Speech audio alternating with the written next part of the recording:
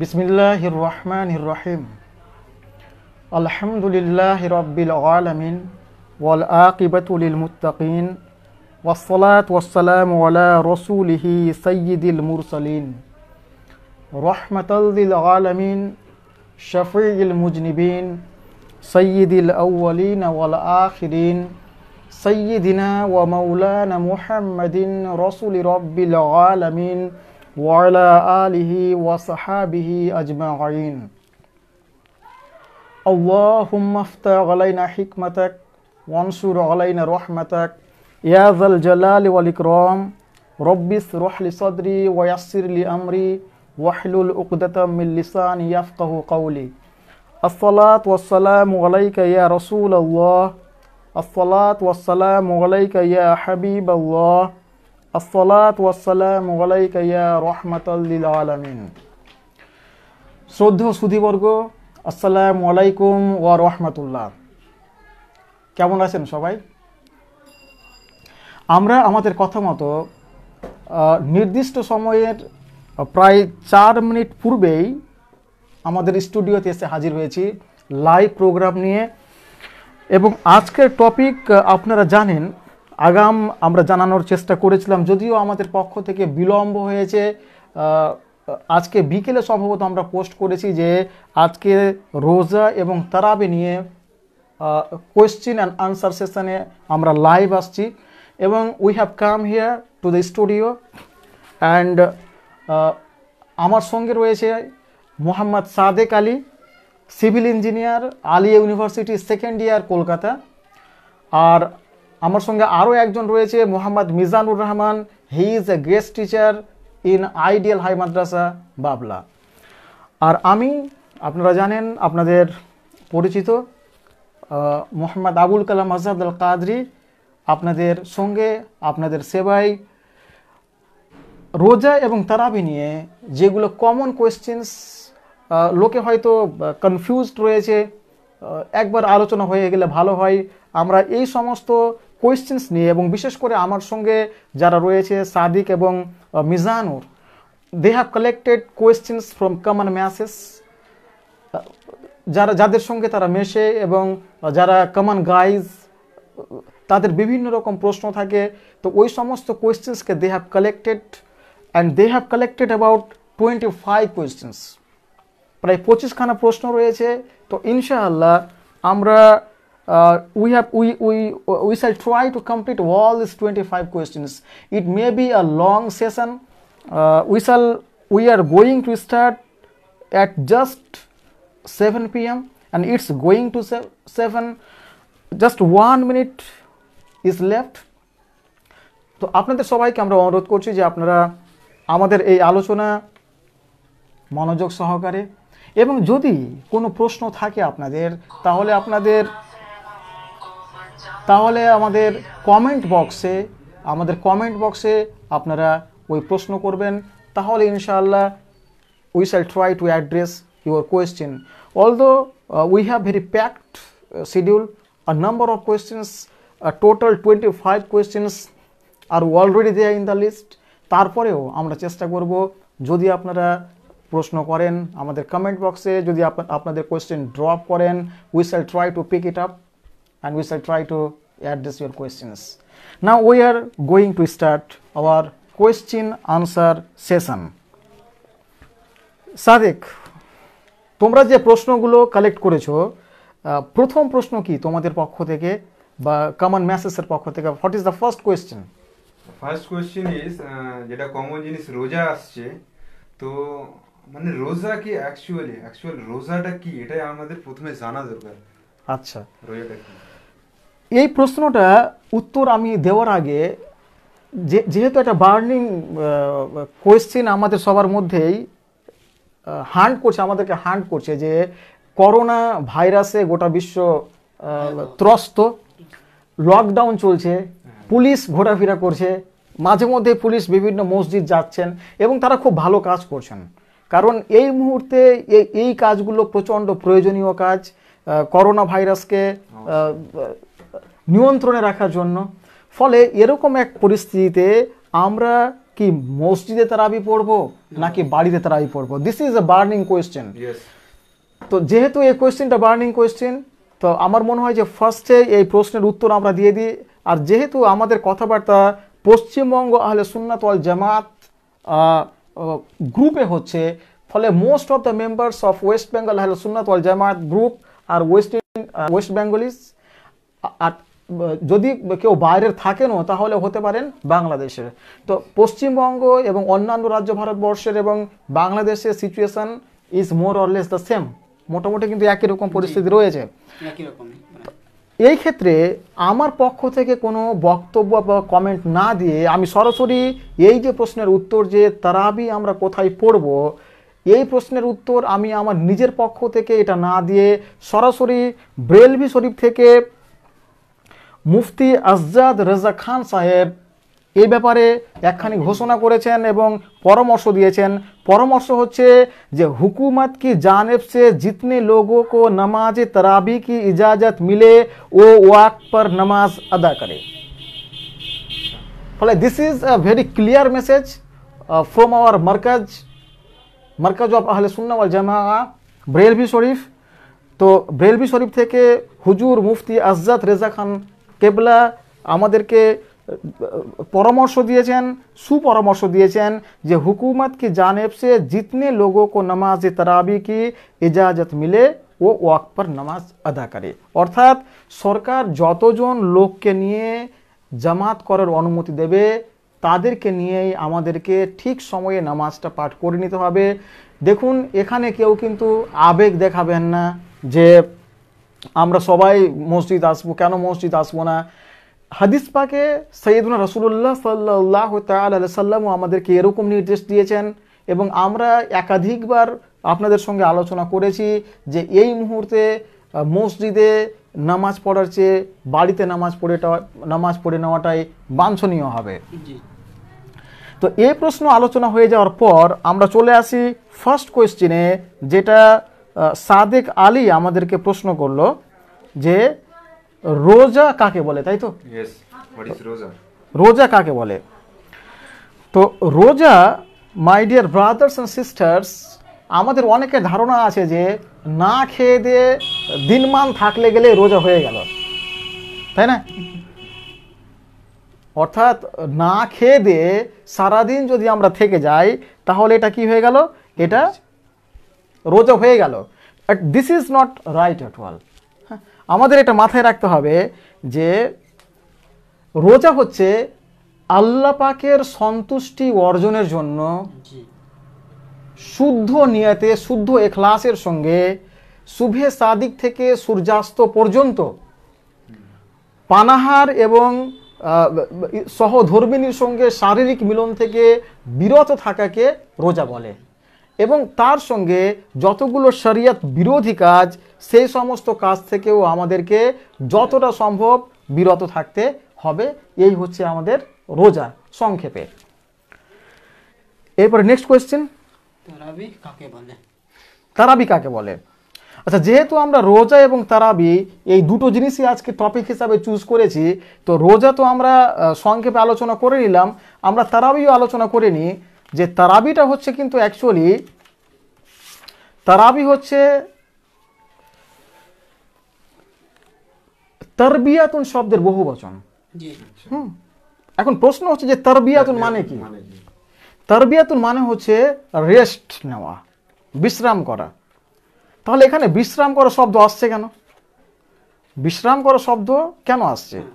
বিশ্রাম করা শব্দ এজন্যই আসছে, তুমি দেখবে যে আমরা প্রথমে ক রাকাত নামাজ পড়ি, যখন 20 রাকাত শুরু করলাম তো ফার্স্টে 2 রাকাত পড়ি, তারপর আবার 2 রাকাত পড়ি। তো 2 রাকাত করে কমপ্লিট করার পরে আমরা কি করি? একটু রেস্ট নিই 4 রাকাতের পরে এবং দোয়া হয়।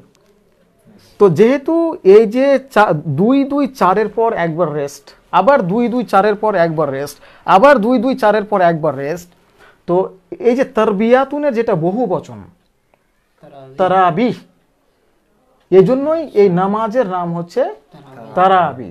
তো এখান থেকে একটা জিনিস, মৌলিক একটা প্রবলেম, যে তারাবির নামাজ 8 রাকাত না 20 রাকাত, জি, এখানে এই যে বলা একটা আছে। বার্নিং ভিতরে প্রশ্ন ঢুকে আছে, তো এটা আমরা ইনশাল্লাহ পরে আলোচনা করব, উইথ ডিটেলস আলোচনা করব ইন দ্য লাইট অফ হাদিস। কিন্তু এখানে আমরা যে আলোচনাটা করলাম যে এই যে তারাবি হচ্ছে তারবিয়াতুনের বহু বচন, আর তোমরা জানো যে ইংরেজিতে কিন্তু বচন দুটো, সিঙ্গুলার অ্যান্ড Plural. প্লুরাল, কিন্তু অ্যারাবিকে কিন্তু বচন তিনটে, তিনটে, ওয়াহিদ, তাসনিয়া, তাসনিয়া আর জামা, এক বচন, দুই বচন, বহু বচন। বহুবচন। তো তিন না হলে কিন্তু অ্যারাবিকে বহু বচন হয় না। না, তো এই যে 4-এর পর 4 রাকাতের পরে একবার তোমার কি হচ্ছে, একটা তারবিয়া হচ্ছে, তো মিনিমাম তাহলে তারাবি হতে কত কত রাকাত লাগবে? 3-4-এ 12 রাকাত লাগবে। জি, 8 রাকাতে কিন্তু তোমার তারাবি হচ্ছে না, ওটা তারবিয়াতেই থাকছে, জি, তাই না? ওটা তারাবি হবে কখন? যখন তুমি 3 বার যখন তুমি রেস্ট নেবে এবং 3-4-এ 12। আচ্ছা, ফলে 8-এর যে এটা মানে 8-এর যে দলিলটা, এটা অটোমেটিক্যালি তোমার যেটা মিনিং অনুযায়ী কিন্তু এটা অলরেডি ভুল। স্ম্যাশড হয়ে যাচ্ছে, দলিসাত হয়ে যাচ্ছে। এবার বাকি থাকলো তোমার দলিলের ব্যাপার, বাকি থাকলো তোমার দলিলের ব্যাপার। চলে যাও, গিয়ে দেখে নাও। আচ্ছা, সাদিক দেখো শুধু। তো এটা আমরা ইনশাআল্লাহ একটু পরে আলোচনা করব। করে নিন। তার আগে তাহাজ্জুদ কোনটা আমরা বললাম? তারাবি। তো তারাবি যেটা আমরা আসুন দেখে নিই যে আমি তো বিষয়টি আলোচনা করলামই, তার সঙ্গে হাদিবুস সারি মুকাদ্দামাতু ফাথিল বারি খণ্ড নম্বর 1 পৃষ্ঠা নম্বর 154-তে লেখা রয়েছে যে ইমাম, আচ্ছা অ্যাকচুয়ালি ঠিক আছে, এখানে আমরা লিসানুল আরব থেকে রেফারেন্স নিয়ে নিচ্ছি। খণ্ড নম্বর 1 পৃষ্ঠা নম্বর 1768 লেখা আছে যে রমজান মাসে প্রতি 4 রাকাত পর মুসল্লিদের বিশ্রাম নেওয়াকে তারবিয়াতুন বলে। প্রতি 4 রাকাত পর পর মুসল্লিরা বিশ্রাম নেন বলেই এটাকে তারাবি নামাজ বলে। আর তারাবি হলো তারবিয়াতুনের বহু বচন। যে কথাগুলো আমরা বললাম ওই কথাগুলোই লিসানুল আরবে লেখা রয়েছে, খণ্ড নম্বর 1 পৃষ্ঠা নম্বর 1768। এছাড়াও কামুস আল মুহিত, মিসবাহুল লুগাত, আল মুনজিদি, ফিরোজুল লুগাত, উমদাতুল কারি, শরা সাহি বুখারি, এই সমস্ত ক্ষেত্রে এই আলোচনাই করা হয়েছে। তো আশা করি বিষয়টি স্পষ্ট হলো, তারাবির বিষয়টি স্পষ্ট হলো। at the midpoint Trabi is rest between namaz. Yes, yes. 20 rakats tarabi is going on. So after 4 years, after each 4 rakats, 2 plus 2, you are taking rest. Rest. You are taking break, and you are offering dua. Yes. So 4 plus 4 plus 4 plus 4 plus 4 equal to 20, and this is tarabi. And if you take into consideration 8 rakats, then what will happen? 4 plus It's 4. called tarbiyah. It's not tarabi. It's tarbiyah. Yeah. So this is the main point. তো আমার মনে হয় যে এখান থেকে বিষয়টা অনেকটা স্পষ্ট হয়ে যাবে সবার কাছে। এবার যখন হাদিসের আলোকে আলোচনা করব ইনশাআল্লাহ, তখন ব্যাপারটা will become more clear. Next question. তাহাজ্জুদ কাকে বলে? আচ্ছা, আমরা তারাবি জানলাম, তাহাজ্জুদ কাকে বলে? আচ্ছা, তাহাজ্জুদ কাকে বলে তোমাদের এই কোয়েশ্চেনটা সম্ভবত এই জন্যই নাকি যে যেহেতু কেউ কেউ বলে যে তারাবি আর তাহাজ্জুদ একই জিনিস। জি, আজ এই তারাবি আর তাহাজ্জুদ কেউ কেউ বলেন একই জিনিস। আমরা এখন এটা আলোচনা করছি না যে weather Tarawih and Tahajjud are same or identical or not, আমরা এই মুহূর্তে এটা আলোচনা করছি না। কিন্তু তাহাজ্জুদ কাকে বলে এটা আমরা আলোচনা করে নিই। তো এখানেও যেটা তাহাজ্জুদে যদি আমরা শাব্দিক অর্থ তাহকিক করি, শাব্দিক অর্থ, আক্ষরিক অর্থ, আবিধানিক অর্থ, তো তাহাজ্জুদ শব্দের অর্থ হলো রাতের নামাজ। রাতের নাম। তাহাজ্জুদ শব্দের অর্থ হলো রাতের রাতের নামাজ। আর রাত্রে ঘুম থেকে উঠে নামাজ আদায়কারীকে বলে মুতাহাজিদ। মুতাহাজিদ মানে যে আদায় করবে, যে আদায় করবে। ইমাম আজহারি বলেন যে আরবি ভাষায় রাত্রে শয়নকারী ব্যক্তিকে হাজিদ বলে। জি, যে শয়ন করে সে হচ্ছে হাজিদ, আর ঘুম থেকে উঠে নামাজ আদায়কারীকে বলে মুতাহাজিদ। আর এখান থেকে আসছে তোমার তাহাজ্জুদ। এই কথাগুলো মিসবাহুল লুগাত পৃষ্ঠা নম্বর 977-এ রয়েছে, লিসানুল আরবেও এই কথা রয়েছে, কামুস আল মুহিতেও রয়েছে, আল মুনজিদেও রয়েছে। ফলে আমরা অনেকটাই সম্ভবত ফলে আমরা অনেকটাই আশা করি বিষয়টা ক্লিয়ার হলো আমাদের কাছে যে তারাবি কাকে বলে, তাহাজ্জুদ কাকে বলে, রোজা কাকে বলে। তো we have discussed already 3 questions so far, তাই না? এবার next question. Next question is রসুলে পাক কি রমজান মাসে ধারাবাহিকভাবে জামাতের সঙ্গে আমাদের এভাবে পড়া কি বিদআত নয়, মানে এরকম কিছু? আচ্ছা, যে মানে যে কোয়েশ্চেনটা এসছে আমি ব্যাপারটা বুঝতে পেরেছি, যেটা সাথে কোয়েশ্চেন করছে যে রাসূল পাক সাল্লাল্লাহু আলাইহি ওয়াসাল্লাম কি রমজান মাসে ধারাবাহিকভাবে জামাতে তারা কেটে দাও ওটা।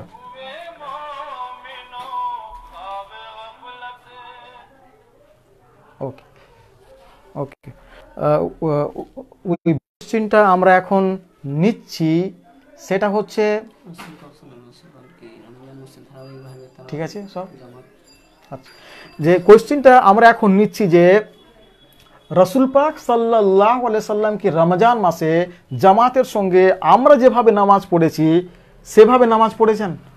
উত্তর হচ্ছে যে রাসূলুল্লাহ সাল্লাল্লাহু আলাইহি সাল্লাম কখনোই এভাবে সারা রমজান জুড়ে ধারাবাহিকভাবে জামাতের সঙ্গে নামাজ পাঠ করেননি। তিনি মাত্র সারা জীবনে 3 দিন বা 3 রাত কি করেছেন? জামাতের সঙ্গে তারাবি আদায় করেছেন। এটা আমরা সহিহ বুখারীর যদি হাদিস নম্বর 1129 নিই তাহলে এখান থেকে বুঝতে পারবো যে এখন প্রশ্ন হবে যে কেন রসুল পাক আমার আকা ও মৌলা সৈয়দুনা রাসূলুল্লাহ সাল্লাল্লাহু আলাইহি সাল্লাম কেন 3 দিন মাত্র জামাতে নামাজ পড়লেন আর তারপরে কেন পড়লেন না, বাড়িতে পড়তে লাগলেন?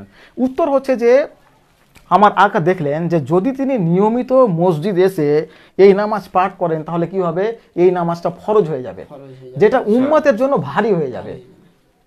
সাহাবায়ে কেরাম তো করে নিলেন, কিন্তু রসুল পাক তো সবসময় দেখছেন যে কমজোর উম্মত বর্গ, পরের গুলো আমাদের মতো অধমরা, আমাদের মতো অকর্মণ্যরা, তো উনি জানেন যে এই যে যারা আবুল কালাম আজাদ যারা আসবে বা সাদেক আলী যারা আসবে এদের ক্ষমতা হবে না, ফলে কি করতে হবে, ওটাকে উনি নিজের যে ব্যক্তিত্ব এবং নিজের যে স্ট্যাটাস ওই অনুযায়ী কি করলেন, ওটাকে ফরজ হতে দিলেন না। এবার এখানে একটা জিনিস ভেবে দেখো যে আমার আকা ও মাওলার আল্লাহ পাক কতটা এখতিয়ার দিয়েছেন। আল্লাহ পাক আমার আকা এবং মাওলাকে কতটা এখতিয়ার দিয়েছেন যে আমার আকা ও মাওলা যদি চাইতেন তাহলে তারাবিকে ফরজ করে দিতে পারতেন। জি বেশ। তো এটা নিয়ে অনেক কিছু ইনশাআল্লাহ আলোচনা আমরা উনার এখতিয়ার নিয়ে, হুজুরের এখতিয়ার নিয়ে আমরা কখনো আলোচনা করব ইনশাআল্লাহ। আচ্ছা, এবার নেক্সট কোয়েশ্চেন। রাসূল পাক সাল্লাল্লাহু আলাইহি সাল্লাম যেখানে নিয়মিতভাবে জামাতে তারাবি পড়েননি, আমাদের এইভাবে পড়া বেদাত নয় কি? রাসূল পাক যেখানে করেননি জামাত সহকারে ধারাবাহিকভাবে আমরা করছি, তো এটা কি বিদআত হলো না? My dear brothers and sisters, this is the common question nowadays. যখনই মুসলিম উম্মাহ কোনো কাজ করে তখন এই কোয়েশ্চেন চলে আসে, রাসূল করেছে, সাহাবা করেছে, তাবেঈ করেছে, তবে তাবেঈ করেছে।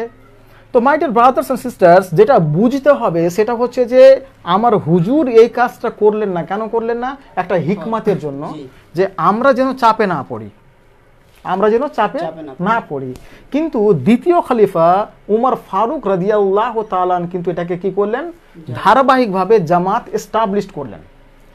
আর নিঃসন্দেহে আমাদের চেয়ে যারা খলিফা ছিলেন, সাহাবায়ে কেরাম ছিলেন, তারা রাসূলুল্লাহ সাল্লাল্লাহু আলাইহি সাল্লামের মানসিকতা, তার চিন্তা ভাবনা, তার যে থিঙ্কিং এবং তার যে শরীয়ত, এটাকে অনেক ভালো বুঝতেন। এবং যেহেতু উমর ফারুক রাদিয়াল্লাহু তাআলা এটা এস্টাবলিশ করেছেন, তাহলে আমরা বুঝে নেব যে নিঃসন্দেহে এটার উপরে আমার আকা ও মাওলার কি ছিল, অ্যাপ্রুভাল ছিল। আমার আকা ও মাওলার এটার উপরে অনুমোদন ছিল।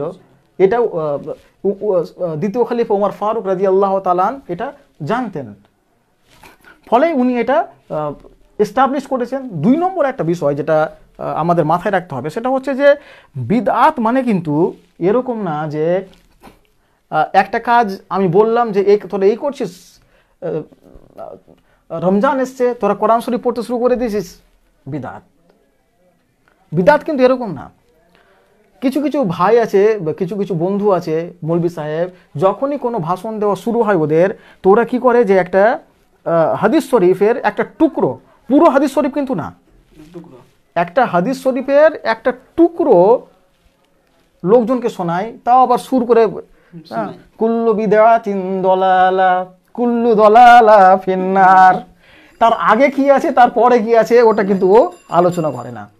কিংবা ওটার পরিপূরক আর কি হাদিস রয়েছে বিদাত সম্পর্কে, আরও তো 20টা হাদিস রয়েছে, তো তোমরা 20খানা হাদিস শোনালে না, একখানা হাদিস, তাও মাত্র কি একটা টুকরো অংশ লোকজনকে বিভ্রান্ত করার কারণে শুনিয়ে দিলে। তো ব্যাপারটা এরকম নয়। ব্যাপারটা হচ্ছে যে আমার রসুল যেরকম এই কথা বলেছেন যে কুল্লু বিদআতিন দলালা কুল্লু দলালা ফিন্নার, তো আমার নবীর আরও মানে এক্সপ্লেনেটারি এবং পরিপূরক আরও অনেকগুলো হাদিস রয়েছে, যার মধ্যে একটা হচ্ছে যে মান আমিলা আমালা লাইসা আলাইহি আমরিনা ফাহুয়া রাদ্দুন। এই হাদিসখানা তোমার সহিহ বুখারীতে রয়েছে, হাদিস নম্বর 2697, যে যেখানে আমার নবী বলছেন যে মান আমিলা আমালা, যে এমন কাজ করলো লাইসা আলাইহি আমরিনা, যার উপরে আমার কোনো নির্দেশ নেই, ফাহুয়া রাদ্দুন, তো ওটা হলো কি বাতিল। তো ব্যাপারটা কি যে এই যে আমরা কোরআন শরীফ পড়ছি, তো এটার উপরে কি রাসূল পাকের কোনো নির্দেশ নেই? অবশ্যই নির্দেশ আছে, মূলটা তো আছে, মূল। দেখো আমরা যেভাবে এখন কোরআন শরীফ আলোচনা করছি, হাদিস শরীফ আলোচনা করছি, ওই সময় কি হয়েছে? কিন্তু আলোচনা তো হয়েছে, আলোচনাটা হচ্ছে মূল ব্যাপার, আলোচনাটা হচ্ছে মূল ব্যাপার। এবার আমরা আমাদের সুবিধা মতো যেভাবে এটা করতে পারি, ওটা শরিয়ত বিরুদ্ধ না হলেই হলো। আর এজন্যই যারা উলেমা ইসলাম তারা বলেছেন যে বিদআত হচ্ছে ওই জিনিসটা যেটা করতে গিয়ে তোমার সুন্নাত বিলুপ্ত হয়ে যায়। যে কাজটা করতে গিয়ে তোমার সুন্নাতের সঙ্গে টকরাও লাগবে, ইট উইল ক্ল্যাশ উইথ সুন্নাহ, সুন্নাত নষ্ট হয়ে যায়, আর ইট উইল অ্যানিহিলেট সুন্নাহ। যে কাজ করতে গিয়ে তোমার সুন্নাহ বিলুপ্ত হয়ে যাবে বা সুন্নাতের সঙ্গে ওটা ক্ল্যাশ করবে, ওটা হচ্ছে তোমার বিদআত। কিন্তু এখন যেটা আমাদের মধ্যে চালু রয়েছে যে বিদআতের সংজ্ঞা, এটা হচ্ছে তোমার একটা মন গড়া এবং বানোয়াট সংজ্ঞা। এর ফলে কেবলমাত্র মানুষের তিক্ততা সৃষ্টি হয়, মানুষের ঝগড়া সৃষ্টি হয়, কিন্তু এখানে কাজের কাজ কিছু হয় না, বরং মুসলিমদের মধ্যে যে ফিরকা পরস্তি এটা আরও বৃদ্ধি পায়। এখান থেকে আমাদেরকে সরে থাকতে হবে, বিরত থাকতে হবে। আশা করি বিষয়টি অনেকের কাছে স্পষ্ট হয়েছে। এবার next question.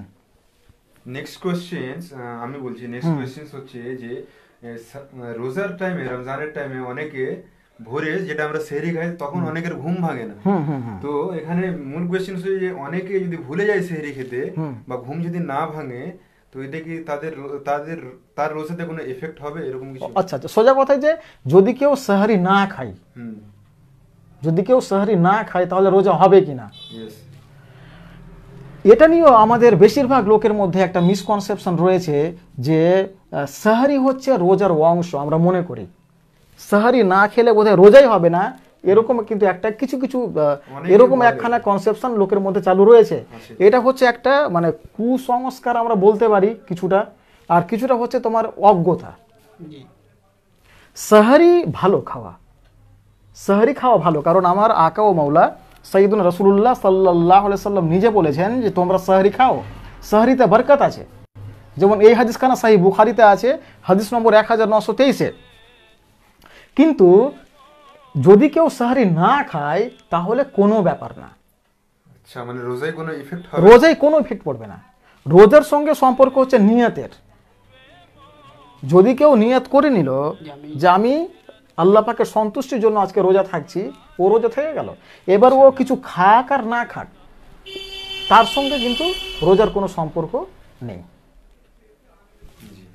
I think the issue is clear. Next question sir. ফজরের আজানের সময় বা তারপরে সেহরি খাওয়া কি বৈধ? হ্যাঁ, এটাও কিন্তু একটা জিনিস আমরা খুব লক্ষ্য করি যে আজকাল আমরা দেখি যে মানুষ আজান হচ্ছে, খাবার চলছে, ফজরের আজান হচ্ছে, খাবার চলছে, ফজরের আজানের পরেও কিন্তু কেউ এক ঢোক মানে এক গ্লাস জল মেরে দিল, এরকম কিন্তু আমরা দেখছি। তো এটা সত্যি কি হবে এই ক্ষেত্রে? এটা উত্তর হচ্ছে যে এই কাজটা ভীষণ বিপজ্জনক কাজ, এতে রোজা একেবারেই হবে না, এতে রোজা একেবারেই হবে না। কারণ কি, যে রোজার সঙ্গে কিন্তু অ্যাকচুয়ালি ফজরের যে আজান তার কোনো সম্পর্ক নেই না। ডিরেক্টলি রোজার সঙ্গে ফজরের আজানের কোনো সম্পর্ক নেই, কিন্তু ইনডিরেক্টলি গভীর সম্পর্ক আছে। কেমন গভীর সম্পর্ক আছে? আল্লাহ পাক রব্বুল ইজ্জাত সূরা বাকারা আয়াত নম্বর 187-তে বলছেন, ওয়া কুলু ওয়াশরাবু, যে তোমরা খাও আর পান করো, হাত্তা ইয়াতাবায়্যানা লাকুমুল খায়তুল আবিয়াদু মিনাল খায়তিল আসওয়াদি মিনাল ফাজর, যে কতক্ষণ খাবে? যতক্ষণ না তোমাদের নিকট সাদা রেখা, আকাশের সাদা রেখা কালো রেখা থেকে পৃথক হয়ে যায়, অর্থাৎ শুভে সাদিক। মানে সূর্য উদয়ের স্টার্টিং? না না না না, শুভে সাদিক যেটা, ভোর। হ্যাঁ ভোর, যেটা ভোর, ভোর। আর এই ভোর শুভে সাদিক হওয়ার পরে কিন্তু কি হয়? আজান হয়। শুভে সাদিক হওয়ার পরে আজান হয়। ফলে কোনো প্রশ্নই আসছে না ওই সময় খাওয়ার, কারণ শুভে সাদিক হওয়ার সঙ্গে সঙ্গে তোমার কি হলো? খাওয়া দাওয়ার সময় শেষ হয়ে গেল। ফলে কেউ যদি ওই আজানের সময় খাওয়া দাওয়া করে কিংবা তারপরে খাওয়া দাওয়া করে, তার রোজা শুরুই হলো না, ফলে শেষ হওয়ার তো কোনো ব্যাপারই আসছে না। আচ্ছা, হ্যাঁ, ও রোজা শুরুই হচ্ছে না অ্যাকচুয়ালি। এবার যদি ও সারাদিন থাকে তো এটা অ্যাকচুয়ালি ভুক্কা থাকা হলো, কিন্তু রোজা থাকা হলো না, ওর কেবল না খেয়ে থাকা হলো। তো এখানে আমি আপনাকে আরেকটা কোশ্চেন করছি, যে সেহরির টাইম অনেক, মানে 5 মিনিট আগে সেহরি শেষ হওয়ার 5 মিনিট আগে কারো ঘুম ছুটলো, ও টাইমে খেতে খেতে একটু লেট হয়ে গেল, আর বাই চান্স আজান দিতে লাগলো খাওয়ার টাইমে, এটার ক্ষেত্রে কিছু একটা না, এটার ক্ষেত্রে কোনো নেই, কোনো কনসিডারেশন নেই। কারণ হচ্ছে যে তোমাকে এটাও একটা মানে কনসেপশন আমাদের রয়েছে। কি কনসেপশন? যে সাহারি খাও তো এমন করে খাও যে সারাদিন আর খিদেই না পাই। হ্যাঁ, অনেকে খায় ওই জন্য। আর ইফতারের সময় এমনভাবে ইফতার করো যে দুনিয়ার যত আইটেমস রয়েছে স্ট্যান্ডে, সমস্ত আইটেম নিয়ে এসে বসে যাও, একবারে 20খানা আইটেম নিয়ে বসে গেছি, মানে এমন করে খাও যে আগামীকাল যে খাবার কিছু বাকি থাকবে, এরকম বাকি থাকার আর কোনো ব্যাপার স্যাপার নেই, জামা ছুটে যায়, আর এদিকে আবার জামা ছুটবে, ওটাও কিন্তু একটা গুনাহ। ফলে সাহারি মানে কিন্তু এরকম নয় যে মানে খুব পেট পুরে খেতে হবে, ঠিক আছে খাও, তোমার যেটুকু প্রয়োজন সেটুকু খাও, কিন্তু এমন না যে তোমাকে একবারে পেট পুরে খেতেই হবে। জাস্ট টাইম তোমাকে যেটুকু পারমিট করবে, তোমার শরীর যেটুকু পারমিট করবে, তুমি সেটুকু খাও। তাহলে 5 মিনিট বা 1 মিনিট আগে যদি কারো ঘুম ছুটে, তাহলে ও জাস্ট নিয়ত করে থেকে যাবে, জাস্ট নিয়ত করে থেকে যাবে। যদিও নিয়তটা অ্যাকচুয়ালি রাতে করে নেওয়াটাই বেটার, তখন করলেও চলবে, কোনো অসুবিধা নেই। আচ্ছা আচ্ছা, হ্যাঁ, এবার নেক্সট কোশ্চেন মিজানুর সাহেব। ইফতারের দোয়া ইফতারের পূর্বে করতে হবে না পরে? ইফতারের দোয়া ইফতারের পূর্বে করতে হবে না পরে? উত্তর হচ্ছে যে ইফতারের পরে করতে হবে। কারণ যদি দোয়াটা দেখো ইফতারের, তাহলে কি আছে? আল্লাহুম্মা সুমতু লাকা, এখানে কিন্তু past form of verb has been used, যে হে আল্লাহ, আমি আপনার সন্তুষ্টির জন্য রোজা রেখেছিলাম, আর আপনার সন্তুষ্টির জন্যই আপনার দেওয়া রিস্ক দিয়ে রোজা খুললাম। আচ্ছা, তো রোজা, হ্যাঁ, নিয়তটা অ্যাকচুয়ালি পরে করতে হবে, পরে মানে জাস্ট খাবারটা মুখে দেওয়া মানে কি রোজা ভাঙা হয়ে গেল। এবার তারপরে দোয়াটা করে নেওয়া যাবে, কোনো অসুবিধা নেই। আর যদি কেউ মানে একবারে খাওয়ার পরেও করে তবুও চলবে, অসুবিধা নেই। হ্যাঁ, তো যদিও আমাদের মধ্যে এটা বেশি দেখা যায় যে আগে হ্যাঁ দোয়া পড়ে তারপরে খোলা হয়, এগুলো আস্তে আস্তে কারেকশন মডিফাই হওয়া প্রয়োজন হবে ইনশাল্লাহ। আস্তে আস্তে যত প্রয়োজন হবে, যত আলোচনা হবে, তত এই মিসকনসেপ্টসগুলো দূর হবে। Next question. নেক্সট কোয়েশ্চেন হচ্ছে যে রোজা অবস্থায় মানে অনেকে দেখে, মডার্ন জামানা বলে অনেকে দেখে গান বাজনা সিনেমা এরকম কিছু, তো এরকম দেখা কি রোজার ক্ষেত্রে কোনো এফেক্ট হবে গান বাজনাটা? রোজা থেকে গান বাজনা, নাচ, সিনেমা, ইউটিউব এগুলো দেখা কেমন? সোজা করে এই হচ্ছে প্রশ্ন। তো দেখো, নাচ গান বাজনা সিনেমা এগুলো বরাবরই হারাম, তো এখনো হারাম, আর রোজা অবস্থায় আরো হারাম। রোজা অবস্থায় আরো হারাম। আরও হারাম, ওগুলো তো এমনিতেই হারাম। বিশেষ করে আমরা গান বলতে কি বুঝি বলতো? আমরা গান বলতে আজকে তরুণ প্রজন্ম যারা গান শোনে, ওরা কোন গান শোনে? নিঃসন্দেহে তুমি দেখবে ওরা বলিউডের গান শোনে, জি বলিউডের গান বেশি শোনে, এছাড়া র্যাপ শোনে, পপ শোনে, এই গানগুলো শোনে। কিছু কিছু আবার রবীন্দ্রসঙ্গীত শোনে।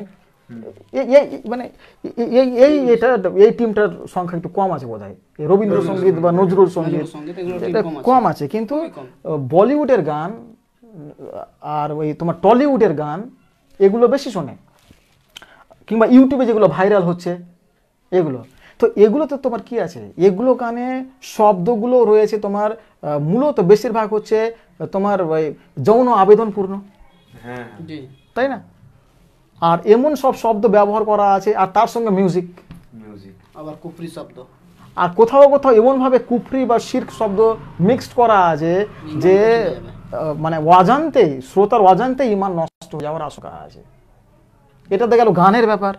আর ডান্সের ব্যাপার, নাচ যেটা, তো যারা লিটারেচার নিয়ে পড়েছে, ইংলিশ লিটারেচার হোক বা বাংলা লিটারেচার হোক, তারা জানে যে what is dance. Dance is the free movement of the body. Dance হচ্ছে একজন মানুষের free movement of the body, যেটা ও অন্যকে আকৃষ্ট করার জন্য করে। জি ও ডান্স করবে তো ও চাইবে যে সবাই ওর দিকে দেখুক,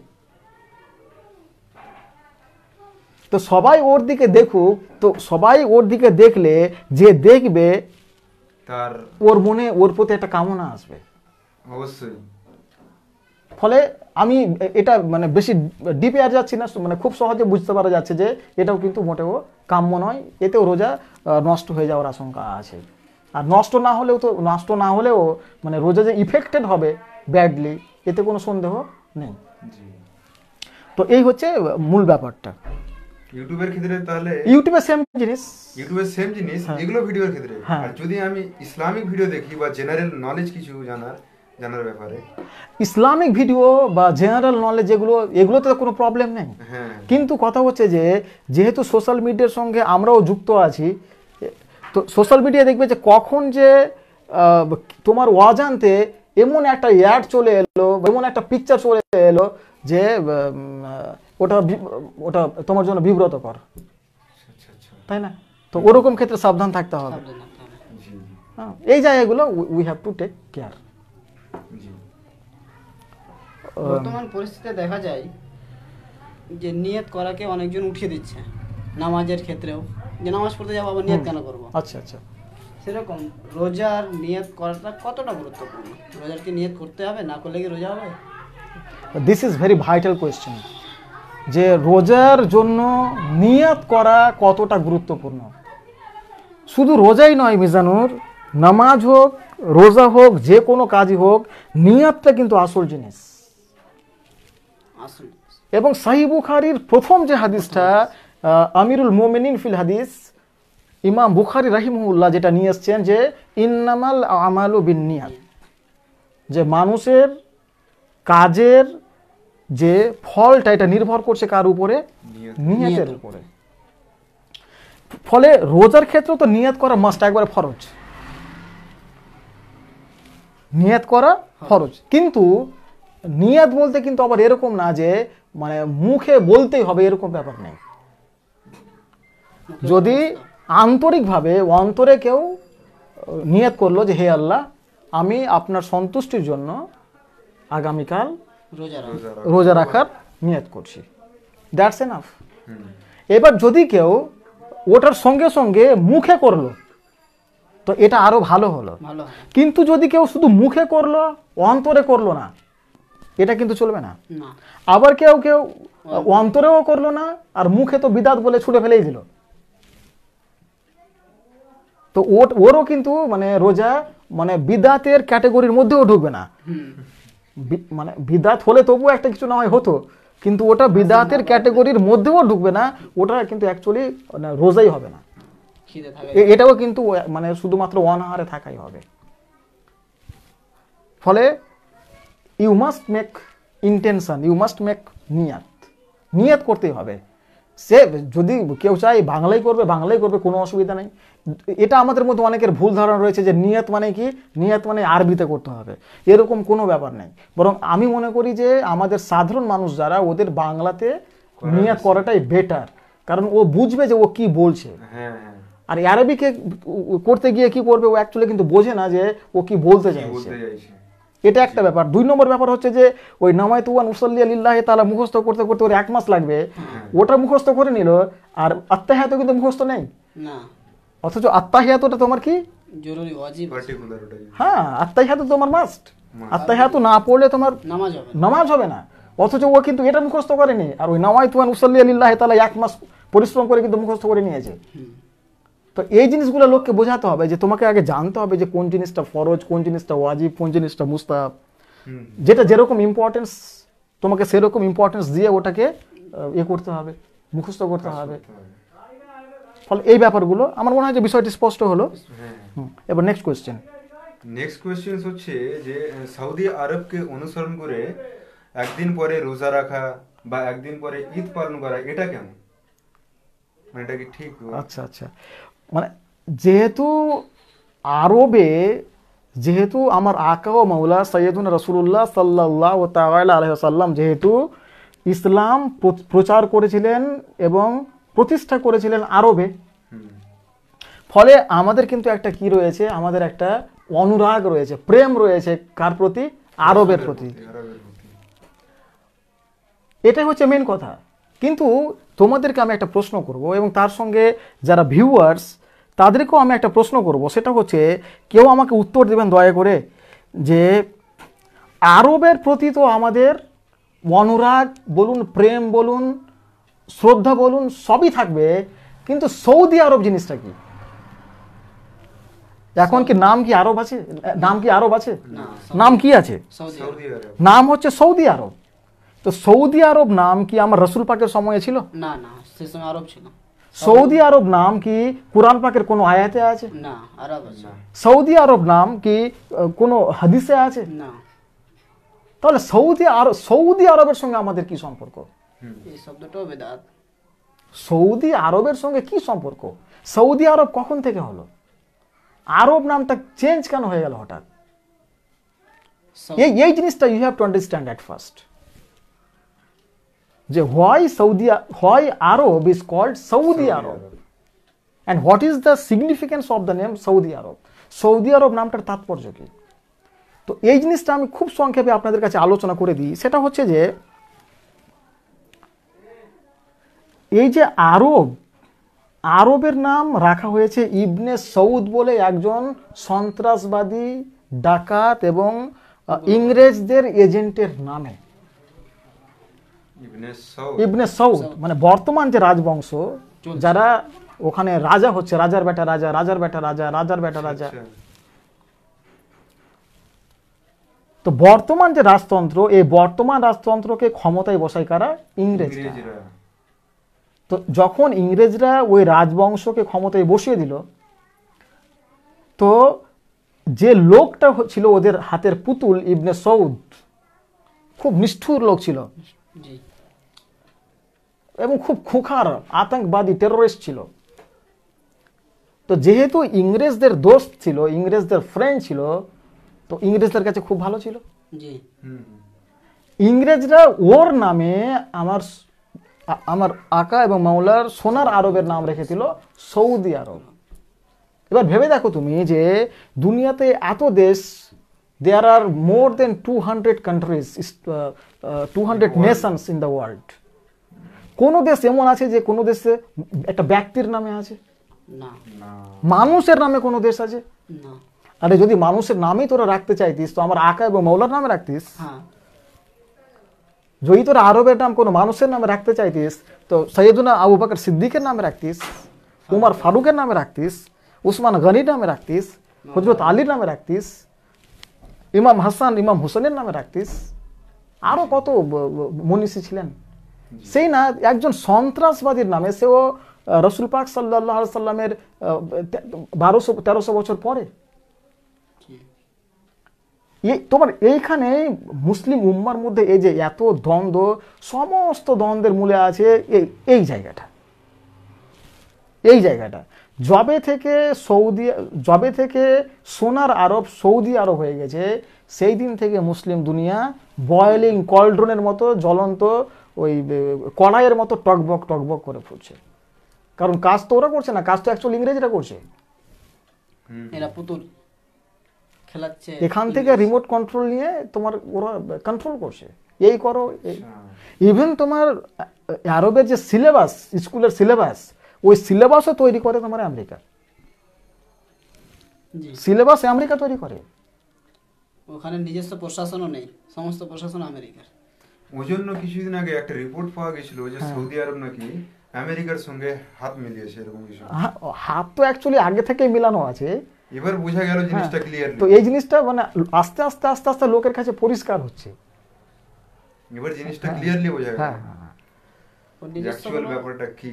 ওর নিজস্ব প্রশাসনই নেই। ইভেন এই যে আমাদের এই আছে না কাবা শরীফের যে ইমাম আছে সুদাইস, আব্দুর রহমান সুদাইস, ও তো বলেছে যে ডোনাল্ড ট্রাম্প আর ওদের রাজকুমার সালমান এরা দুজনে মিলে গোটা বিশ্বকে শান্তির পথে স্মুথলি নিয়ে যাচ্ছে।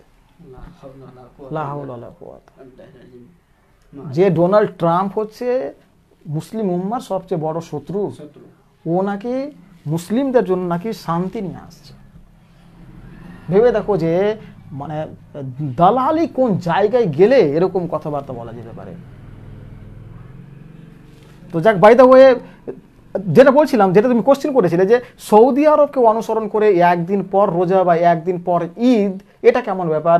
তো এটা সম্পূর্ণভাবে একটা বিদাত, একটা নিকৃষ্ট বিদাত, যার সঙ্গে কোরআন পাকের কোনো সম্পর্ক নেই, যার সঙ্গে হাদিস পাকের কোনো সম্পর্ক নেই। কারণ আমার আকা এবং মৌলা সাইয়্যিদুনা রাসূলুল্লাহ সাল্লাল্লাহু তাআলা আলাইহি সাল্লাম কখনো বলেননি যে আরবে যেদিন রোজা শুরু হবে তোমরা তারপরে রোজা করবে, কিংবা আরবে যেদিন ঈদ করবে তো ভারতবর্ষের লোক তারপর দিন করবে, এরকম কোনো ব্যাপার নেই।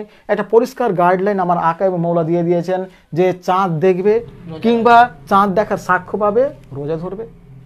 ফলে এখানে কমপ্লেক্সিটির তো কোনো ব্যাপার স্যাপার নেই, কোনো জটিলতার ব্যাপার নেই। আর সৌদি আরবকে অনুকরণ করার ব্যাপারই আসছে না, কারণ মুসলিমদের এ হচ্ছে ধর্মগ্রন্থ হচ্ছে কি কোরআন এবং হাদিস, এবং তার সঙ্গে ইজমা এবং কিয়াস। কোরআন পাকের কোনো আয়াতে কিংবা কোনো হাদিসে সৌদি আরবের নাম আছে আমার তো জানা নেই। যদি তোমাদের জানা থাকে তো আমাকে জানাবে। না, আজ পর্যন্ত কোথাও পাইনি যে সৌদি আরব আমাদের মানে উৎস, আইনের উৎস। কিংবা যদি আপনার ভিউয়ার, যদি আপনাদের মধ্যে কেউ এই ব্যাপারটা জানেন, বিশেষ করে ওদেরকে আমি বলছি যারা বলেন যে সৌদি আরবকে আমরা মানবো, সৌদি আরবেতে এই হয় না, সৌদি আরবে ওই হয় না, ওরা সব ঠিক করছে, আমরা সব ভুল করছি। তো এই যে লজিকটা যদি কোরআন পাকের কোনো আয়াতে থাকে বা কোনো হাদিসে থাকে, দয়া করে আমাদেরকে দেখাবেন, তাহলে আমরাও মানবো। আমরা কেন বিচ্ছিন্ন থাকবো? তাই না? আমরা কখনো ভুল পথে থাকতে চাই না। অবশ্যই যেটা আপনারা পাবেন আমাদেরকে জানাবেন, আমরা ওটা ইনশাল্লাহ ভেরিফাই করব, যদি ঠিক হয় আমরা গ্রহণ করবো। যেমন আমরা এই কথাটা বলছি যে যদি কোথাও লেখা থাকে, যদি আমার আকা এবং মাওলা বলেন যে না তোমরা সৌদি আরবকে অনুসরণ করবে, তো আমার কি ক্ষমতা যে আমার আকা বলবে না আর তার গোলাম এটাকে অস্বীকার করবে? এটা হয় কখনো? তো মূল কথা হচ্ছে যে আমরা চ্যালেঞ্জের সঙ্গে বলছি যে Saudi Arab is not the source of Islamic law. এটার সঙ্গে সৌদি আরবের কোনো সম্পর্ক নাই, বরং সৌদি আরব নামটাই হচ্ছে একটা বিদাতি নাম।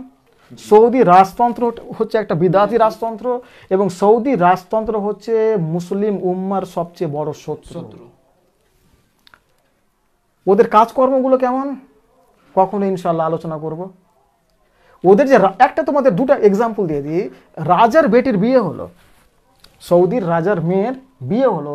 তো আচ্ছা, তোমরা তো তোমাদের বাড়িতে বিয়ে টিয়ে দেখেছো, কি হয়, কত কি দেয়? তেমন একটা হয়তো মোটর সাইকেল দিল, তাই না, এই খাট মাট এগুলো থাকার জন্য দিল। আচ্ছা, রাজা ওর মেয়েকে জানো কি দিয়েছে? রাজা ওর মেয়েকে সোনার বাথরুম দিয়েছে। যেখানে মুসলিম উম্মা খেতে পায় না, যেখানে তোমার লিটারেসি সাক্ষরতার হার 50% পৌঁছায়নি, যেখানে সায়েন্স এবং টেকনোলজিতে মুসলিমরা এত পিছিয়ে রয়েছে, যেখানে সৌদি আরব নিজে তেলগুলো তুলতে পারে না, আমেরিকান কোম্পানিগুলোকে দিয়ে তোলায়, কিন্তু স্টাইল ঠিক আছে। কেমন স্টাইল ঠিক আছে? ওই তোমার দেখবে যে ওই লাল দোপাট্টাগুলো পরে নেবে, মেয়েগুলোর মতো লাল দোপাট্টা পরবে, আর পরে নিয়ে একদম ফিটফাট হয়ে থাকবে কিন্তু, আর কথায় কথায় বলবে কিতাবুল্লাহ রসুল্লাহ, কিতাবুল্লাহ রসুল্লাহ, কিতাবুল্লাহ রসুল্লাহ। তোদের কিতাবুল্লাহ রসুল্লাহ শুনতে শুনতে লোকে ভাবে যে এক একটা ওলি আল্লাহ আছে, কিন্তু ভিতরে এই রাজ পরিবারের যারা সদস্য রয়েছে মদ আর মেয়ে মানুষ ছাড়া কিচ্ছু বোঝে না। আমি ক্যাটেগরিক্যালি বলছি, আমি নিজেও দেখেছি একটা ভিডিওতে মদ খাচ্ছে, আমি ক্যাটেগরিক্যালি বলছি এবং উইথ এভিডেন্স বলছি। যদি কেউ বলে যে আপনাকে এ করতে হবে, যদি কেউ এই চ্যালেঞ্জ গ্রহণ করতে চায় বা আমাকে চ্যালেঞ্জ করতে চায়, I am ready to accept the challenge. আমি যখনই কোনো কথা বলি তো আগে ভালো করে ভেরিফিকেশন করি, তারপরে বলি। তো ভেবে দেখো যে রাজা ওর মেয়েকে কি দিচ্ছে, সোনার টয়লেট দিচ্ছে। তো ভেবে তো ওই রাজতন্ত্রের যে সম্পদ, এটা কি ওর ব্যক্তিগত সম্পদ না মুসলিম উম্মার সম্পদ? উম্মাদের সম্পদ অবশ্যই। ওর মেয়ে সোনার বাথরুম না হলে কি ওর মেয়ের এ হবে না নাকি? না ভেবে দেখো, না না এটা অবশ্যই, এটা কত কত কোটি কোটি টাকা খরচ। আমি আর একটা এক্সাম্পল দিই, রাজা বিমান থেকে নিচে নামবে, তো জানো কিসে করে নিচে নামছে বিমান থেকে? সোনার সিঁড়ি, ওর জন্য সোনার সিঁড়ি রাখা আছে, সোনার সিঁড়ি পেতে দেওয়া হলো আর ওটাতে নামছে। আল্লাহু আকবার। আর এরাই বলবে কিতাবুল্লাহ রসুল্লাহ, কিতাবুল্লাহ রসুল্লাহ। নবী পাক সাল্লাল্লাহু আলাইহি ওয়াসাল্লাম কি সোনার সিঁড়িতে নেমেছেন? যে সমস্ত হাজি সাহেবরা যান ওরা তো কি বলে ওই কাবা শরীফের চারপাশে থাকেন আর মদিনা শরীফের যেটা প্রপার ওখানে থাকেন। ওনারা তো ভেতরে যান না, যে বুঝতে পারবেন যে মানে অ্যাকচুয়াল পিকচারটা কি। ওরা ওখান থেকে এসে ঝকঝকে পিকচার দেখে এসে বলে দারুণ ব্যাপার স্যাপার। এটা ব্যাপারটা হচ্ছে কেমন, তুমি যদি বাসে করে কালিয়াচক থেকে কলকাতা যাও কিংবা আরও অনেক দূরে যাও, তো তুমি দেখবে যে জায়গায় জায়গায় কি 3 তলা 5 তলা সব হোটেল আছে, বাইরে থেকে দেখবে যে ঝকঝক ঝকঝক করছে। যদি তুমি ভেতরে ঢুকো তো তুমি দেখবে যে, যদি ওদের কিচেনে তুমি ঢুকো না, তো তুমি দেখবে যে কত নোংরা আছে, তুমি খেতে পারবে না। আর বাইরে থেকে তোমার খাওয়ার জন্য শুধু ভিতর মানে জিহ্বাটা লক লক লক লক করবে, জিহ্বায় জল চলে আসবে। আর যখন ভিতরে ঢুকবে, তো সৌদি আরবের অবস্থা ঠিক ওরকম। তোমার মক্কা আর মদিনায় প্রবেশ করে মনে হবে যে কোথায় চলে এসেছি। যখন ভিতরে ঢুকবে, সাধারণ মানুষ কত কষ্টের মধ্যে আছে, যাদের কোনো স্বাধীনতা নাই, যেখানে এক নায়কতন্ত্র চলছে। তো বাই দ্য ওয়ে এটা আমরা আলোচনা করলাম ইনশাআল্লাহ।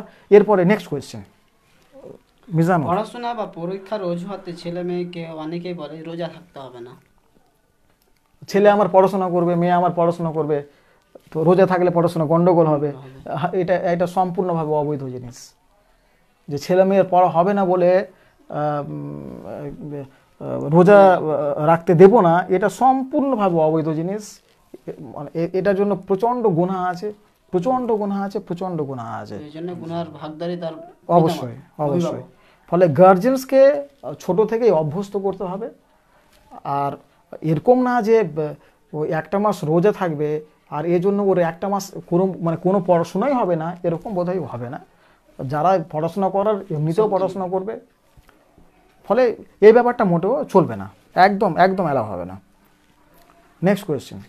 নেক্সট কোয়েশ্চেন হচ্ছে যেটা আমার মোটামুটি মানে প্রায় জানাই আছে, তো আচ্ছা মানে অনেকে জানে না এই ব্যাপারটা। রোজা যদি আমরা থাকি আর যদি নামাজ না পড়ি, তাহলে কি আমাদের রোজাটা কবুল হবে? আচ্ছা আচ্ছা, ভেরি ইন্টারেস্টিং কোয়েশ্চেন। রোজা আছি নামাজ পড়ছি না, কিংবা রমজান মাস শুরু হচ্ছে এবার নামাজ পড়তেই হবে, এবার মানে কিন্তু নামাজ শুরু করে দিলাম। কেউ হয়তো 10 দিন চালালো, কেউ হয়তো 15 দিন চালালো, কেউ হয়তো 1 মাসই চালালো, আর যেদিন ঈদ হলো সঙ্গে সঙ্গে নামাজও শেষ। নামাজও শেষ, আবার অনেকে রোজা করছে কিন্তু নামাজ পড়ছে না। আর এরকম হচ্ছে যে রোজা করছে কিন্তু নামাজ পড়ছে না। তো এরকম ক্ষেত্রে অ্যাকচুয়ালি মানে এই কথা বলা ঠিক হবে না যে রোজা হবেই না, এই কথা বলাটা ঠিক হবে না। কিন্তু নামাজ না পড়ার যে কবিরা গুনাহ, সেটা কারণ যে হাদিস পাকে বলা হচ্ছে যে নামাজ হচ্ছে তোমার কুফর এবং মুমিনের মধ্যে পার্থক্যকারী। ফলে যদি নামাজ না পড়ে তাহলে ওটা যে কবিরা গুনাহ এবং তার যে শাস্তি, তো এটা তো তার উপর লাগু হবে। এইবার আল্লাহ পাক ভালো জানেন যে ওর রোজা থাকার কৈফিয়ত কেমন থাকছে, কন্ডিশন কেমন থাকছে, তার উপর আল্লাহ পাক সমস্ত আল্লাহ পাকের রহমতের উপর নির্ভর করছে। কিন্তু নামাজ পড়তেই হবে, নামাজ ছাড়া কোনো উপায় নেই। নেক্সট কোয়েশ্চেন, রোজা থাকা অবস্থায় গীবত, চুগলি, গালাগাল, ঝগড়া ইত্যাদি দেখতে পাওয়া যায়, তাহলে ওই ব্যক্তির রোজা কিরকম হবে? রোজা হবে কি হবে না, না মাকরু হবে? গীবত এমনিতেই অবৈধ, গালাগাল এমনিতেই অবৈধ, তারপরে চুগলি এমনিতেই অবৈধ, ঝগড়া এমনিতেই অবৈধ। তো যে কাজগুলো সাধারণ অবস্থায় অবৈধ, তো রোজা তো হচ্ছে অ্যাকচুয়ালি কি করার জন্য, মানুষকে আরো ধর্ম ভীরু করার জন্য, আরো হ্যাঁ খারাপ কাজ থেকে বিরত রাখার জন্য। এখন যদি দেখা যায় যে না ও রোজা থেকে ওই কাজগুলো আরো ডবল করে দিয়েছে, তাহলে তো বিষয়টা কেমন হলো, বিষয়টা তো মানে অপোজিট হয়ে গেল। ফলে এই কাজগুলোতে রোজা রীতিমতো ক্ষতিগ্রস্ত হবে এবং হতে পারে কখনো যে রোজা নষ্ট, এটা নির্ভর করছে যে শব্দ, ও কেমন শব্দ ব্যবহার করছে তার উপরে নির্ভর করছে। তো মোট কথা যে কোনো কোনো অবস্থায় রোজা সম্পূর্ণভাবে নষ্ট হয়ে যেতে পারে, এটা নির্ভর করছে শব্দের ব্যবহারের উপর। আর এমনিতে তো রোজা প্রচণ্ড ক্ষতিগ্রস্ত হবে, কারণ এগুলো এমনিতেই অবৈধ কাজ, আর রোজা অবস্থায় তো মানে এক্সট্রিমলি ফরবিডেন। নেক্সট কোয়েশ্চেন হচ্ছে যে অনেকে ব্যক্তি আছে যাদের চোখের প্রবলেম বা কানের প্রবলেম আছে, তো ওরা চোখের কানের ওষুধের জন্য অনেকে ড্রপ দেয়। আচ্ছা, তো রোজা থাকাকালীন অবস্থায় যদি তারা ড্রপ দেয় কানে বা চোখে, তো তাদের কি রোজা ভঙ্গ হবে? This is very important question, যে রোজা থাকা অবস্থায় চোখে কিংবা নাকে কিংবা কানে মেডিসিন ইউজ করা যাবে কিনা, তাই তো? এই ব্যাপারটা একটু মনোযোগ দিয়ে শুনবেন। চোখে মেডিসিন দেওয়া যাবে, কোনো অসুবিধা নেই। কারণ যদি তুমি চোখে মেডিসিন দাও বা ড্রপ দাও বা যে কোনো মেডিসিন দাও, ওটা তোমার গলাতে অনুভূত হলেও, গলাতে ওটার টেস্টটা অনুভূত হলেও ওটা কিন্তু তোমার স্টোম্যাক বা পাকস্থলীতে যাবে না। মানে ওটার যে রুট আর কি, ওটার সঙ্গে পাকস্থলীর কোনো রুট নেই, কানেকশন নেই, এবং ব্রেনেও যাবে না। তো এই জন্যই তোমার চোখে মেডিসিন দিলে রোজার কোনো ক্ষতি নেই। কিন্তু এই কান আর নাকে যদি মেডিসিন দেওয়া যায় তাহলে কিন্তু রোজা নষ্ট হয়ে যাবে, এই ব্যাপারটা মাথায় রাখতে হবে। তবে কানে যদি আবার জল দেই তাহলে কিন্তু রোজা নষ্ট হবে না, মেডিসিন দেওয়ার ক্ষেত্রে হবে। এটা আমাদেরকে একটু সতর্ক থাকতে হবে, প্রচন্ড সতর্ক থাকতে হবে। নেক্সট কোয়েশ্চেন হচ্ছে যে রোজা থাকা অবস্থায় কি রক্তদান করা যাবে? হ্যাঁ, একদম যাবে। রোজা অবস্থায় রক্তদান করা যাবে, এটা নিয়ে উলেমায়ে আহলে সুন্নাতের ঐক্যমত রয়েছে যে রোজা অবস্থায় রক্তদান করা যাবে। এটা একটা পুণ্যের কাজ, যদি শরীর যদি পারমিট করে, যদি স্বাস্থ্য ঠিক থাকে, যদি কোনো প্রবলেম না হয়, তাহলে রক্তদান করা যাবে, কোনো অসুবিধা নেই।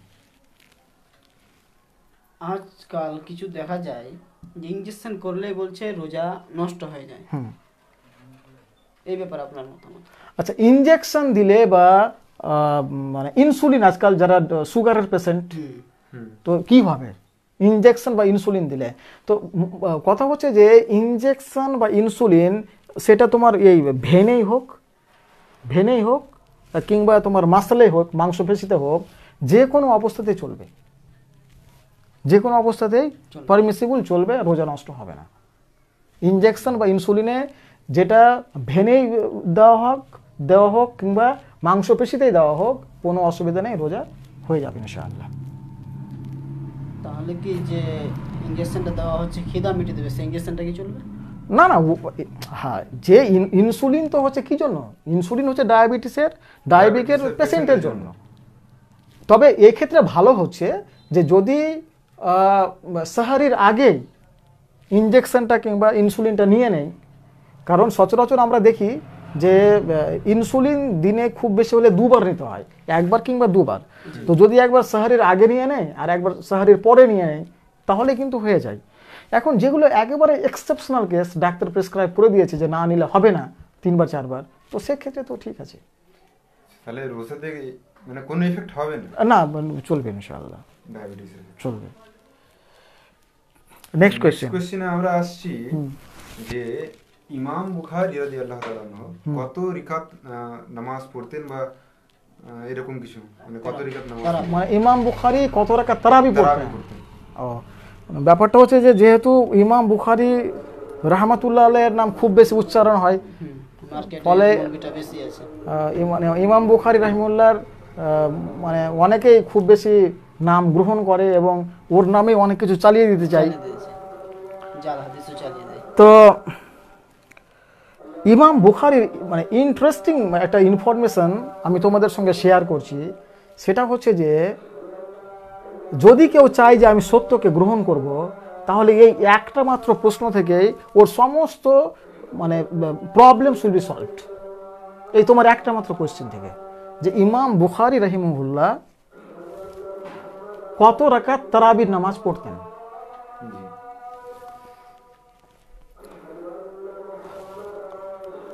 সাল্লাল্লাহু আলাইহি ওয়াসাল্লাম। আমরা 2 মিনিট বা 1 মিনিট ব্রেক নিচ্ছি, আজান চলছে আমাদের, আমরা একটুখানি ব্রেক নিচ্ছি, প্লিজ একটু ওয়েট করুন।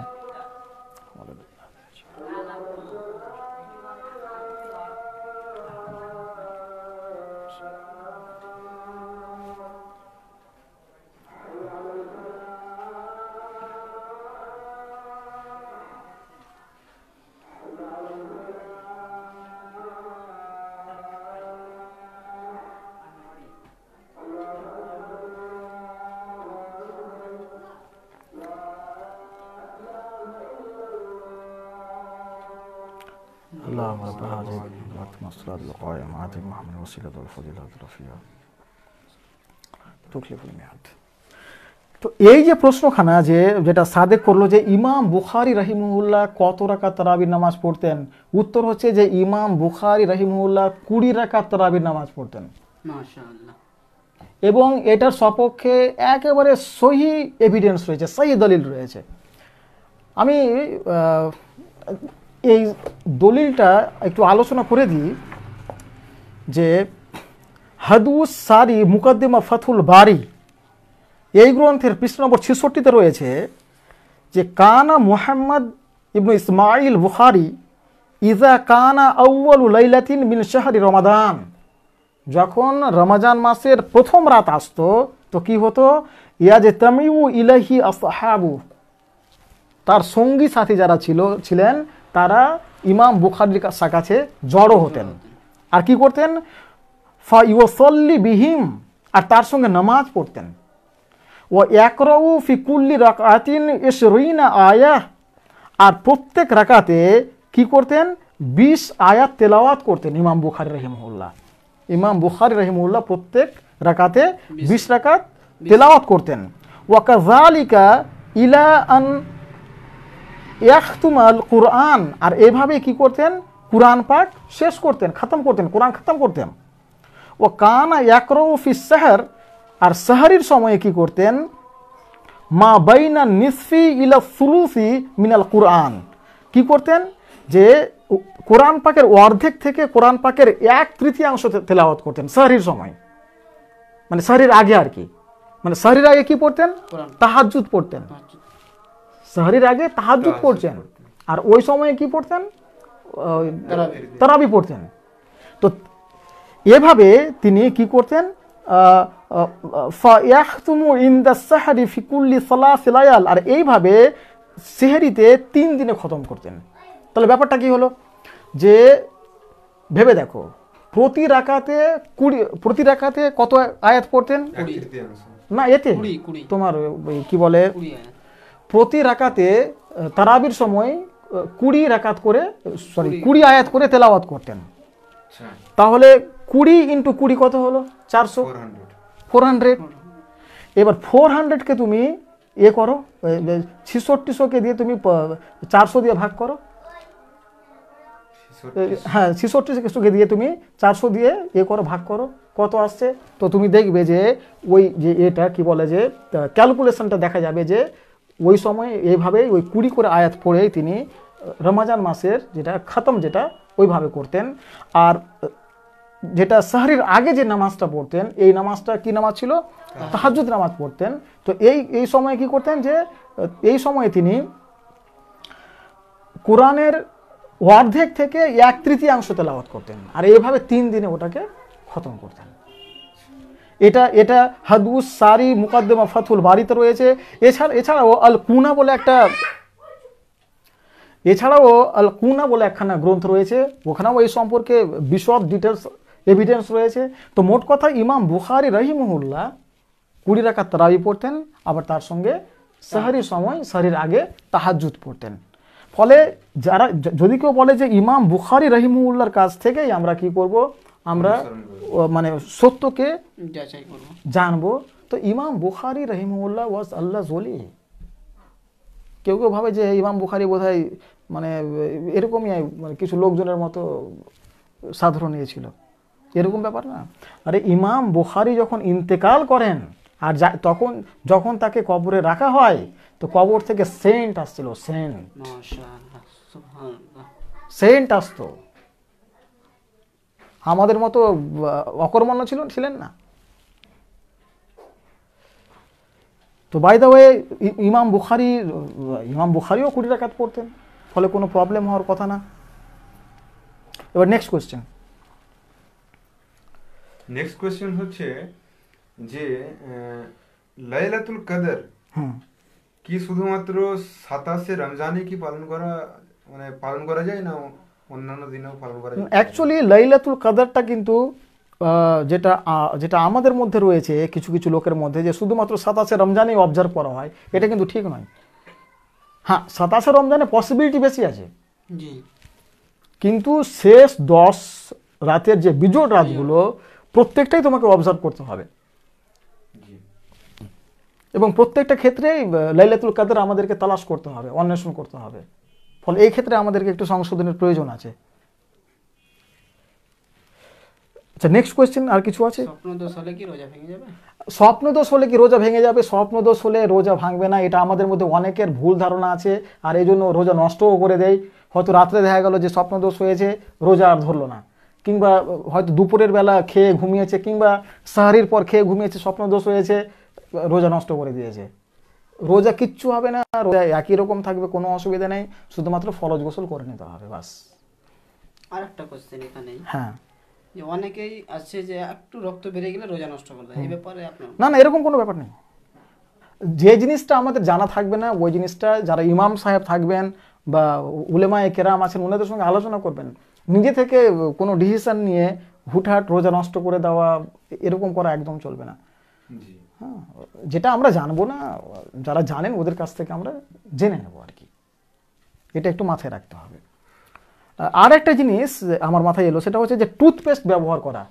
টুথপেস্ট ব্যবহার করা কিন্তু খুব বিপজ্জনক। টুথপেস্ট ব্যবহার করা এমনিতে মাকরুহ, আর টুথপেস্ট দিয়ে ব্রাশ করতে গিয়ে যদি ওই পেস্টের যেটা তরল অংশ বা টেস্ট, ওটা যদি ভিতরে চলে যায়, তো রোজা তোমার নষ্ট হয়ে গেল, রোজাই নষ্ট হয়ে যাবে। ফলে টুথপেস্ট দিয়ে, আমি কিন্তু কথাটা যেটা বললাম ওটা একটু ভালো করে শুনতে হবে, এরকম আবার প্রচার করবেন না যে আমি বলেছি যে টুথপেস্ট ব্যবহার করলে গেলে রোজা ভেঙে গেল, এরকম ব্যাপার নয়, খুব সূক্ষ্ম ব্যাপার। টুথপেস্ট ব্যবহার করা মাকরুহ এমনিতে, কিন্তু টুথপেস্ট দিয়ে ব্রাশ করার সময় যদি ওর যে কি বলে যে তরল অংশ যদি এটা ঢোক গিলে ভিতরে চলে যায়, প্রবেশ করে, তাহলে কিন্তু রোজা নষ্ট হয়ে যাবে। তো আজকে প্রায় 1 ঘন্টা আলোচনা হয়ে গেল। তো যেহেতু 1 ঘন্টা আলোচনা হয়ে গেল, অনেক জিনিস আলোচনা হলো, সব জিনিস তো আলোচনা হওয়া সম্ভব নয় একই প্রোগ্রামে। তো ইনশাআল্লাহ আমরা আবার কখনো আলোচনায় আসবো, খুব তাড়াতাড়ি আলোচনায় আসবো। এবার আমরা আলোচনায় আসবো তারাবির সংখ্যা নিয়ে। 8 রাকাত সম্পর্কে যে একটা ভুল ধারণা লোকের রয়েছে যে 8 রাকাত পড়তে হবে, অ্যাকচুয়ালি সত্যি কি 8 রাকাত পড়তে হবে? 8 রাকাত পড়ার পক্ষে কোনো দলিল কি অ্যাকচুয়ালি আছে? নাকি কি বলা হচ্ছে, আমরা দলিলগুলো আমরা ভেরিফাই করব, আপনাদের সামনে প্রেজেন্ট করব। হাদিসে রয়েছে কেমন দলিল রয়েছে, দুর্বল রয়েছে নাকি সবল রয়েছে, নাকি গ্রহণযোগ্য রয়েছে নাকি অগ্রহণযোগ্য রয়েছে, তার সঙ্গে 20 রাকাতের যেগুলো রয়েছে ওগুলো আমরা কম্পেয়ার করব, আপনারা বিচার করবেন। আমরা জাস্ট আপনাদের সামনে প্রেজেন্ট করব আমাদের এভিডেন্সগুলো। তো আজকে আমরা আলোচনা তাহলে এখানে শেষ করছি। ওমা আলাইনা ইল্লাল বালাগ। আসসালাতু ওয়াসসালামু আলাইকা ইয়া রাসূলুল্লাহ। ওটা ডিসকাউন্ট